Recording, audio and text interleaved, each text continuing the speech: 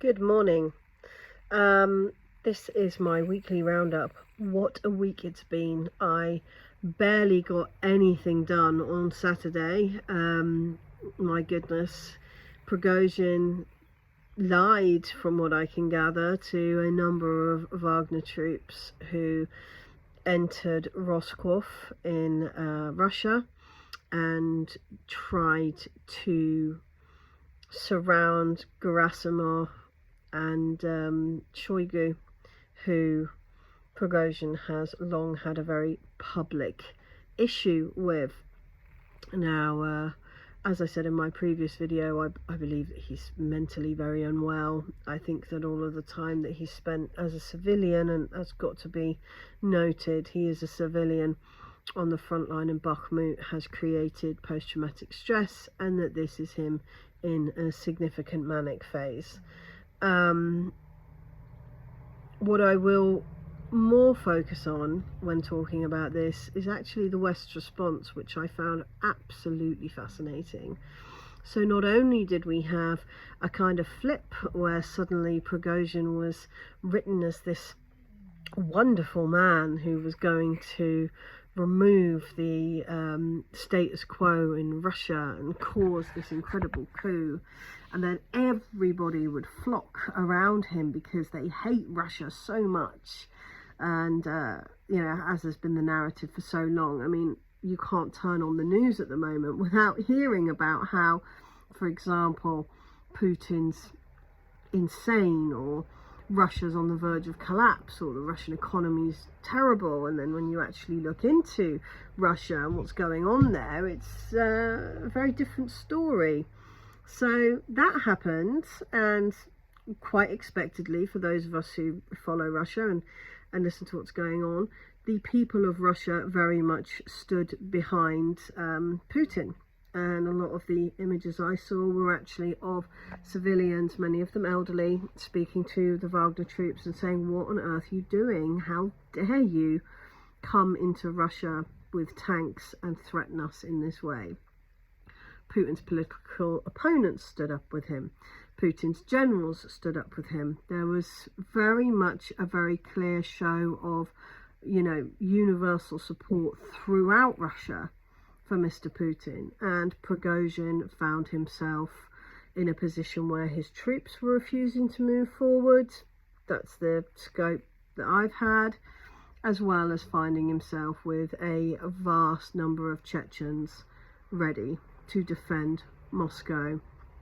Now, Prigozhin then received a call from Mr. Lukashenko, who offered him refuge in Belarus.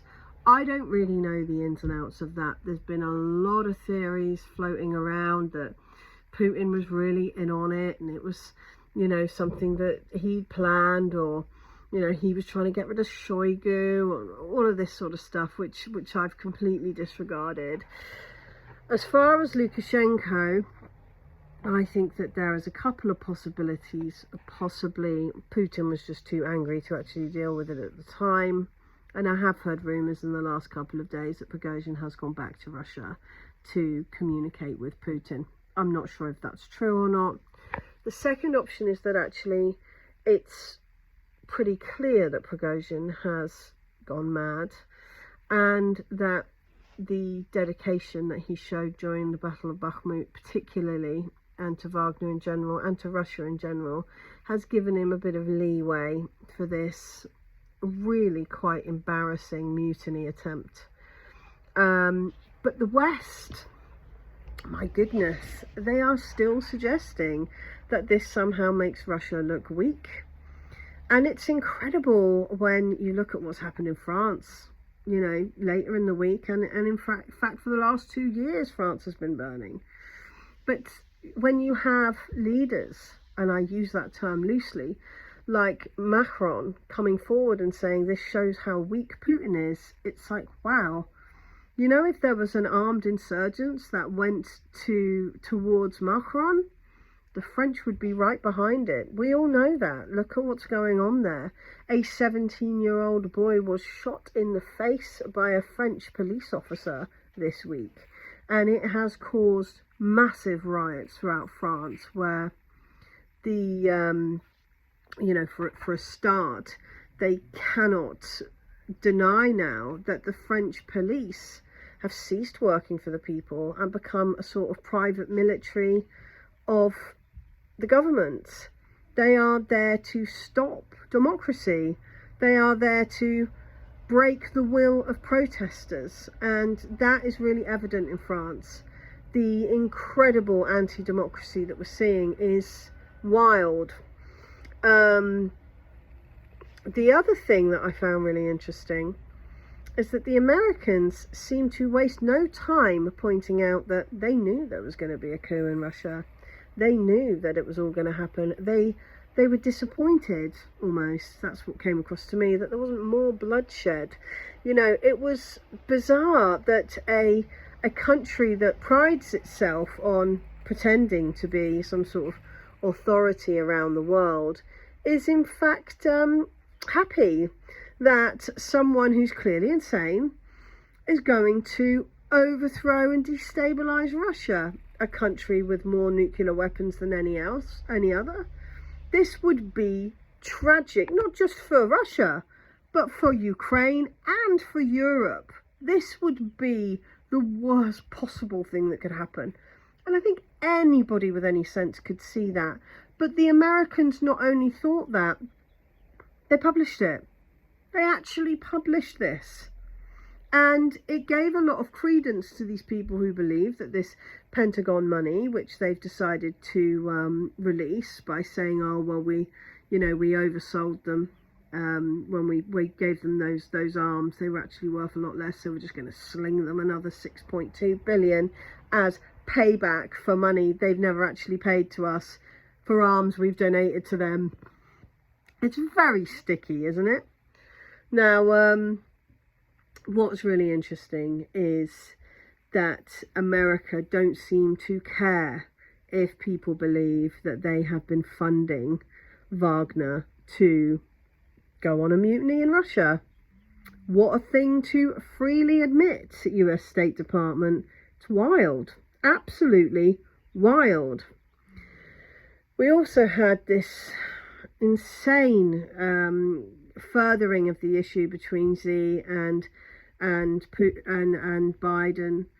Biden is now on film talking about some bizarre plane journey that he had with Xi, where he bigged up America and Xi begged him to tell him how America was so great, and all this incredible Western arrogance that came out of him, at the same time as calling Xi a dictator.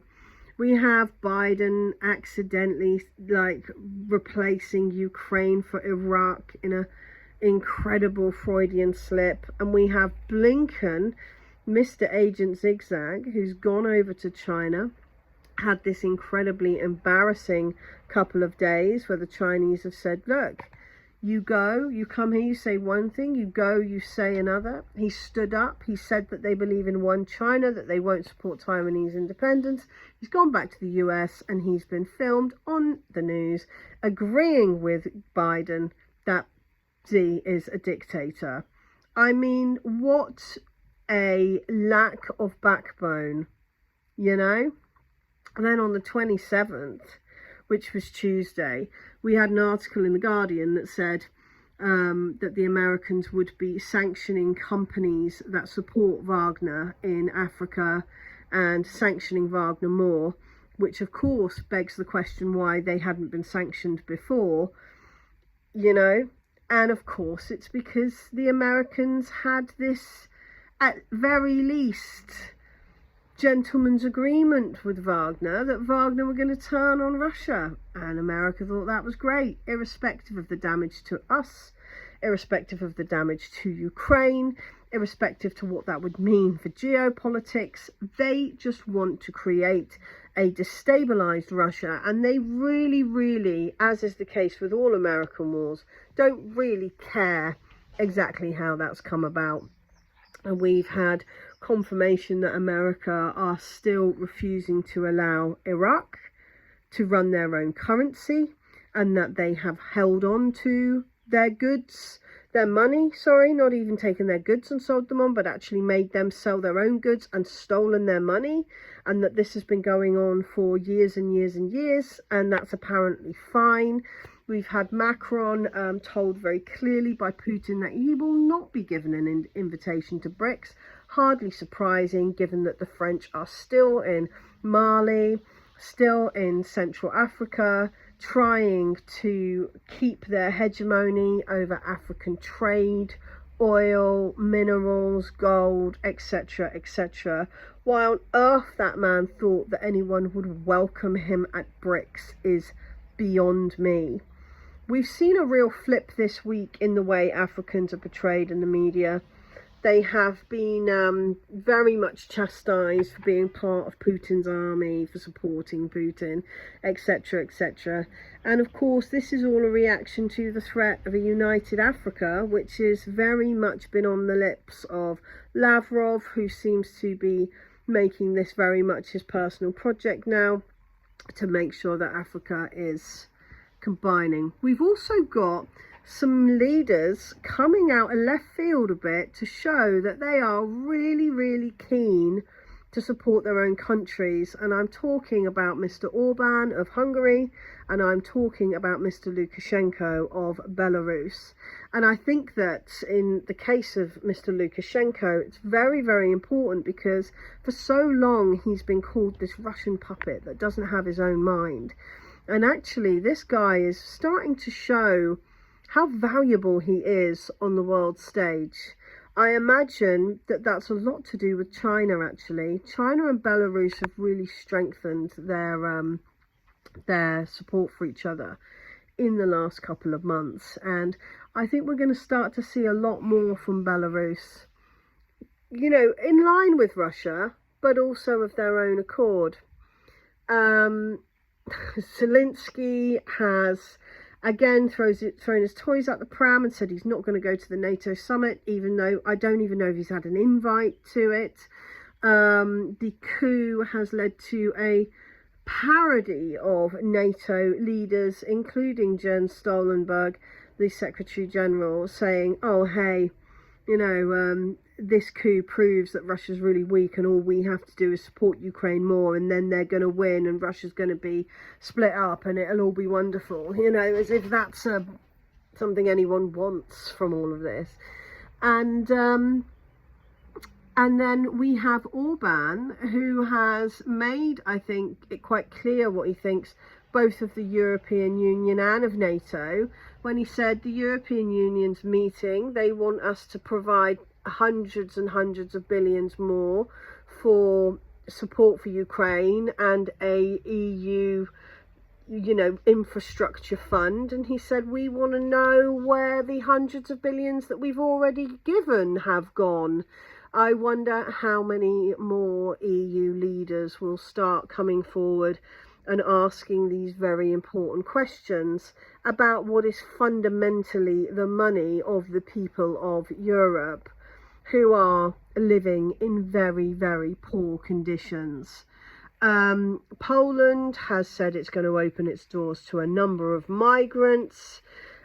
People have endlessly thought about this on my TikTok posts, as they do with anything to do with Poland. But fundamentally, the Polish government are not working for the will of the people. The people of Poland absolutely do not want to have lots and lots of migrants in their territory. They already have 2 million Ukrainians. And this is yet another example of a world leader capitulating to three-letter agencies and not actually working on behalf of their own people. The special military operation has continued. Russia has continued to prevent access lines to Ukraine, has continued to push forward on the front. We're very much reminded of the last kind of months of the Syrian conflict, where, you know, Russian forces really did manage to stop the siege of Aleppo.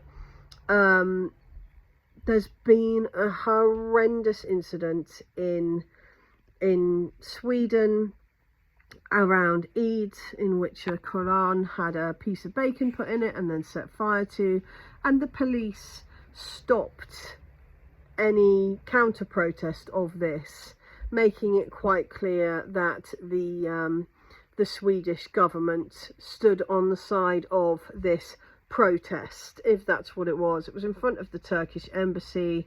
There seems to be some confusion there. I think it's very clearly that there are people in Sweden who don't want to become part of NATO, but apparently it's about EU immigration laws. Now, why they would do that in front of the Turkish embassy in that case, I don't really know. But again, I think that if they can push the narrative that it's an anti-immigration, anti-Muslim thing, rather than a, desperate people not wanting to join a military bloc which takes an awful lot of your money and doesn't provide you with any defence, then, they're going to push the former, aren't they? Because they don't want people to think about the latter.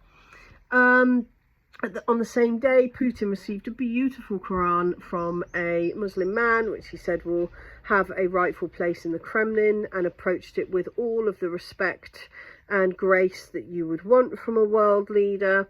And again, showing that of all of the large countries in the world, Russia is one of the ones that's most welcoming to all cultures: Jews, Muslims, Christians.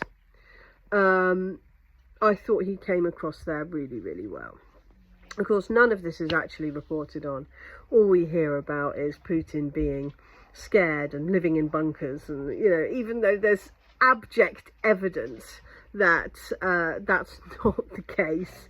He's getting on planes, he's chatting to people, he's visiting people. Shoigu's gone to Cuba to talk about a potential military alliance there, and I gave my views on this in a live last night, but I will say that I feel like there's a few steps that people miss there. The Chinese and the Russians are very keen to provide infrastructure support to South America so that they can trade and receive goods through South America, which will mean the building of naval ports. As soon as the West hear about this, they spin it into a military naval port. It has to be something to do with war, and therefore we have to fight it. And they say they're going to blow everything up. And then, of course, those countries need military support in order to build those naval bases so they can trade. Cuba's a really interesting one to look at because it's been heavily sanctioned since the 60s by America for very, very little reason. And I am overwhelmingly pleased for Cuba and the South American people in general that they are starting to get some support to sort of kick back against this rather awful problem that they're having. In other news, like I said, France is absolutely on fire. Large city in France had a number of fires last night. Marseille I can't speak French words, man, I'm sorry. Anyway, and while that was happening, Macron, the wonderful leader who gets to look down on men like Mr. Putin, was at an Elton John concert, of all things. Zelensky's been busy this week. He's had visits from Mike Pence and also from Greta Thunberg. I assume she wanted to talk to him about the Nord Stream disaster, which has been blamed on Ukraine, or the fact he's been threatening to blow up pipelines between Russia and Hungary, or pipelines between Turkey and Hungary, or perhaps the dam that was an environmental disaster that blew up. But no, she's just gone for the image. She's gone to show her support for Ukraine. Rishi Sunak has given a speech at the Ukraine Conference for Recovery. It was an absolute train wreck to watch. He spoke about Ukraine as an investment opportunity. He was essentially trying to sell Ukraine off even more, suggesting that we need to put all of this money in so that when Ukraine wins, it can be rebuilt, even though it's quite clear that that is not going to happen. the more I look at it, the more Ukraine feels like a massive Ponzi scheme, you know. And Rishi Sunak, his speech was prescribed, it was poorly executed. And do you know what comes across now when I see Rishi Sunak is just that he is a very, very unintelligent man. I'm sure he's got degrees, I'm sure he's done uni, but that man is in no position to lead any country, let alone ours. He has absolutely no idea what he's doing. The man is not clever enough to do the job that he's doing. I will go out on a limb and say that he is the stupidest Prime Minister that we have ever had. And I include Boris Johnson in that, which is really, really saying something. On the subject of UK politics, we had a bit of a shock this last week when Ben Wallace was told categorically that he would not become NATO Secretary General. Clearly something that we've all been pushing for here in the UK. By we, I mean the elites in London, not me personally, just to clarify. And not only was he turned down, but he was turned down rudely, unceremoniously, in a true Biden fashion by Mr. Biden, which of course begs the question why America has the veto right on who will become NATO Secretary General. There's obviously some discontent that it keeps being these kind of Nordic leaders or ex-leaders that become NATO Secretary General. There seems to be very little cohesion about who's going to take this job on, and looks very much like Jens Stoltenberg will simply be asked to run for another year so that they can work things out. The elites in London are livid. You know, they believe that being the first to send Storm Shadow missiles and depleted uranium shells and all the other nonsense that we've done will make Wallace a shoo-in for NATO Secretary General and make us be taken seriously by the Americans. None of which has actually happened. So once again, we've put our nation's safety on the line to lapdog for the Americans and basically not even been thrown a bone for it. I can imagine that there is great discontent in the elites when it comes to this. And there is definitely great discontent amongst regular people when it comes to this. I speak to people daily, and I see online the change in how people are feeling about all of these aid packages to Ukraine at a time when, you know, we have so little ourselves. Mortgages have gone up astronomically, rents have gone up, food is 20% inflation. It is becoming more and more and more difficult to survive in the UK. And yet, the only thing the governments seem to agree on is more aid to Ukraine. Now, I do feel like there's a bit of a red herring going on in the UK at the moment because, you know, I speak to people and they go, oh yeah, but Labour will get in next year. Labour will get in there. As if Labour is going to be any better than the idiots that we have right now. Keir Starmer absolutely supports sending more money to be laundered through Ukraine. Keir Starmer won't even admit what a woman is. That people honestly think this man is some sort of saviour of Britain, well, I think we're all going to be quite disappointed. I mean, we're put in a position where we can't do anything but vote Labour, because what else can we do in this situation? What else are we able to do in this situation? Let the Tories run roughshod again? The Tories know full well they're not going to get back in. I think something like 23% of people actually stand with them now, according to popular opinion polls. But they're using this time to launder as much money, give as much money to their mates, and rape the public coffers as much as possible. And we aren't doing anything about it. In fact, King Charles, who is technically the one guy who could stop all of this by saying to Parliament, you aren't working for the will of the people, we need to disband and call a snap election. You weren't even voted in, Rishi. He is busy setting up clocks all over the large cities in the UK that count down to 2030, when apparently we're all going to die because of climate change. No indication of how much carbon those clocks take to run, let alone make in the first place, but there we go. He's signing deals that say we don't need to have the genetically modified aspects of our food clarified on the labels. He has absolutely capitulated to the three-letter agencies, to the WEF, to the EU, and has shown his hand very clearly, and once again nobody is doing anything about it. Now, will that be the case forever? To be honest, I think that there is a high chance that next year, when it becomes apparent that the change from Tory to Labour means precisely nothing in this particular landscape, I think that there may be an awful lot of protests and struggles. But my biggest fear is beyond that.